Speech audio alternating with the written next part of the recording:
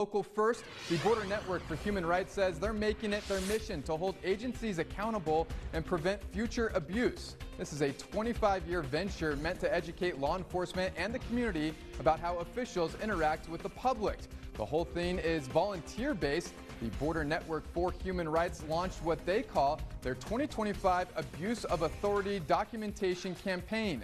Dozens of trained abuse documenters will visit neighborhoods, churches, and community centers to collect detailed accounts of possible misconduct by local, state, or even federal agencies. The 33-year-old woman accused of driving drunk and causing a crash that left 2 children, including a Gadsden ISD student, dead, is now out of jail. Cristina Escobedo Arriaga is facing multiple charges, including 2 counts of vehicular homicide and drunk driving. This is video of loved ones gathering to remember the 15-year-old and a 12-year-old at a vigil last night. Documents say Escobedo Arriaga hit a light pole and chain-link fence and a tree before ending up in front of a home. The 2 teens reportedly were not wearing a seatbelt. She's expected back in court in September. And 3 weeks into training camp, and the Dallas Cowboys and their superstar pass rusher Micah Parsons are nowhere near a deal. Parsons is at camp but not participating, which is more commonly known as a hold-in. Most have criticized Jerry Jones' mishandling of the contract situation, and there's really no end in sight. And joining us now is Leigh Steinberg. Leigh, of course, is a sports agent who has successfully negotiated billions of dollars in contracts for players like Troy Aikman, Steve Young, Patrick Mahomes, even El Paso's very own Aaron Jones. Leigh, thank you for joining us on the program here. You have some of the best experience when it comes to these contract negotiations. You've negotiated with Jerry Jones himself. Give us a little bit of an insight into what these negotiations look like, especially this time of the year in the month of August. Well, I think they're really stalled. I don't think they're actually having in-depth discussions. But look, at the end of the day, logic would tell you that Micah Parsons is an irreplaceable player, and Jerry Jones is an ultimate pragmatist.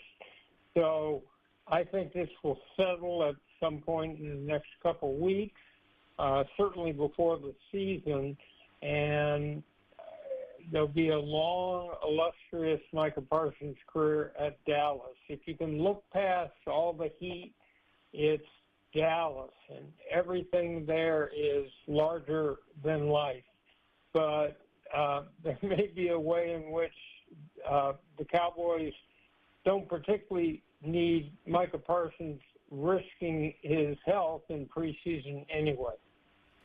Yeah, what type of negotiator is Jerry compared to other GMs across the league? You've negotiated deals with him. What's that like? I always found him to be really open to any kind of logical presentation. I negotiated Troy Aikman and Daryl Johnston and Darren Woodson and a whole series of Russell Maryland with him. And as long as you can come in with a logical presentation that lays out just how talented your client is and what that means in terms of the existing market, I've always found him able to make a quick deal and very anxious to win. So that's why I look at this situation as one that will get resolved and soon be forgotten. We've all heard that report that Jerry had a handshake deal in place with Micah without his agent actually present. Is that uncommon, and how would you handle a situation like that? That is uncommon, and frankly, because I've had 64 first-round draft picks and the very first pick 8 times and 12 players in the Hall of Fame, fortunately, the level of players I represented was such that no one ever tried to go around me. But whoever it is that Micah designates as his agent is the one that really is supposed to go through. Your experience, and you say you think that this deal is going to get done before September 4th when the Cowboys kick it off against the Eagles right here on KTSM. From your experience, what's the sticking point right now on the contract? Is it guaranteed money? Is it incentives? Is it really just Micah wants to be the highest paid, non-quarterback position in the league. What's usually the sticking point when it comes to getting mega deals like the one of this nature done?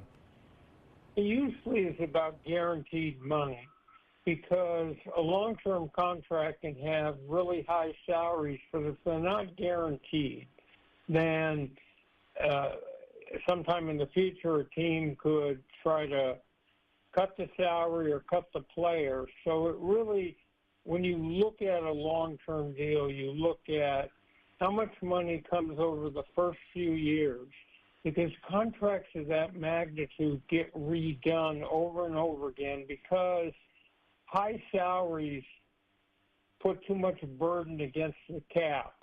So when a player gets to that year, so I'm sure he wants to be the highest paid player, certainly on defense, and that market's about $41 million now, and with Pittsburgh's great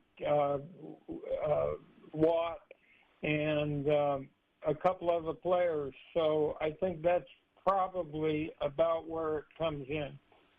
Leigh, I'll get you out of here on this one. I've had to get your take on the ESPN NFL Network merger. That was a mega deal in and of itself. What does it mean for football fans? Is this a good thing or a bad thing for the sport? Well, I think ultimately, at the end of the day, anything that gives free access without having to go to a pay cable to Amazon or to a Netflix is good, because it's more fans being able to access more football content. All right, Leigh, thank you so much for taking the time with us today, providing your insight that really no one else can give us quite the insight like you do. Appreciate you being here on the program, and hopefully have you back here in El Paso.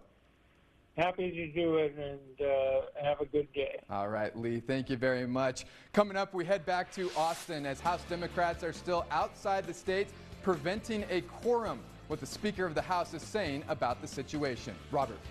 KTSM has issued a weather authority alert due to the potential for strong storms tonight and intense rainfall.